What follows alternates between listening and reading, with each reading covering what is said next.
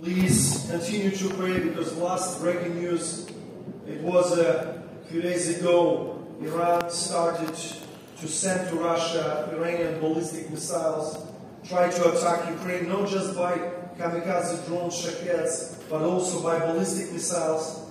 Looks like they want to train themselves for the future attacks in the Middle East.